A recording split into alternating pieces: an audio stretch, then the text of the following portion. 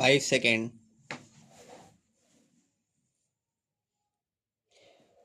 I would like to ask the government why the government has not put the provisions of the Plantation Labor Act into operation.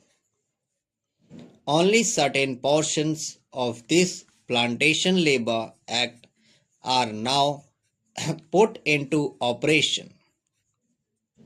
What is the objection on the part of the government to put this entire Plantation Labor Act, all its provisions into operation? If this had been done, certainly some benefits would have been derived by the workers which the government in withholding at present.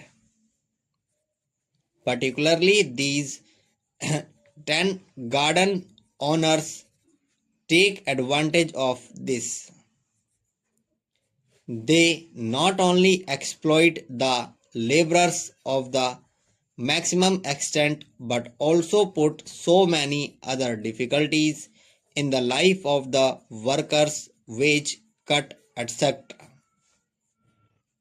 When I say that they cut the wages of workers, they effect the cut in wages not by direct cut in wages, but they increase the workload taking advantage of the position is which the workers are now placed. For example, certain amount as basic pay is given to the workers, but a far higher amount of work is got from them than what they used to do before. Now they have become bound to do more work. The worker plug more tea today than they used to do before.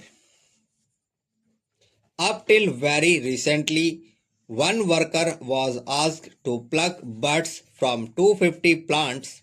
Now he is asked to pluck from 400 plants. That is how they increase the workload. In certain tea gardens, 60 to 70% workload has been increased. This is generally going on.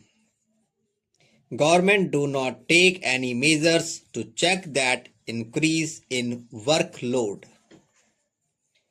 Instead of utilizing this fund, the profits can be controlled.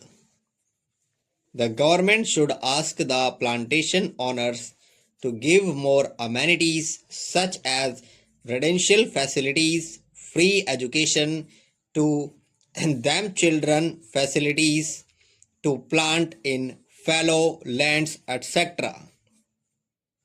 Fallow lands are available in certain gardens. These workers should be given the facility to cultivate tobacco and other food materials so that they may meet their daily necessities.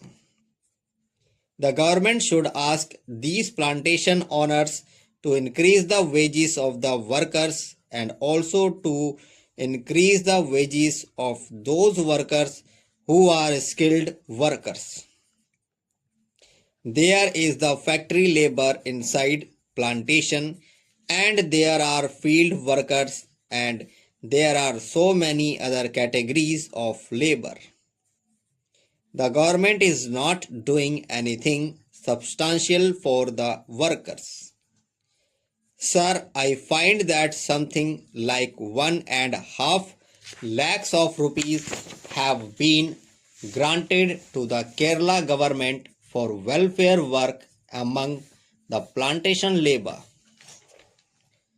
So far as our experience goes, we never have the opportunity to come across such activities organized on behalf of the government. I do not know whether there is any such activity anywhere. On the contrary, there are certain measures taken under the Preventive Detention Act to fight the workers and to pelt stones at the meetings of the workers and also to employ police to lathi charge the workers. That is the sort of the welfare activities they have been doing. But what we demand is that the government should see that the plantation owners are asked to pay higher wages to the workers and to improve their conditions of living.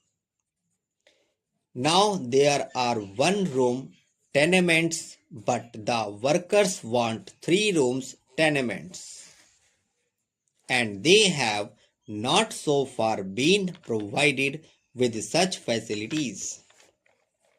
I understand that the government have got some idea of having modern tenements in the east, but so far nothing has been done.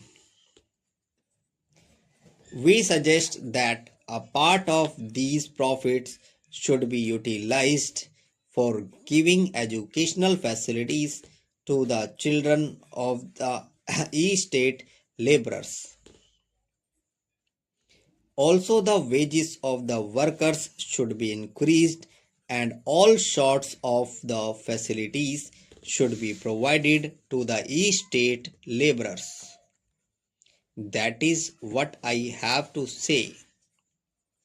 Mr. Deputy Chairman, I welcome this bill and I am very glad that the Honorable Minister has given the assurance that this increased cess will be utilized mainly for the improvement of the living conditions of the workers in these plantations.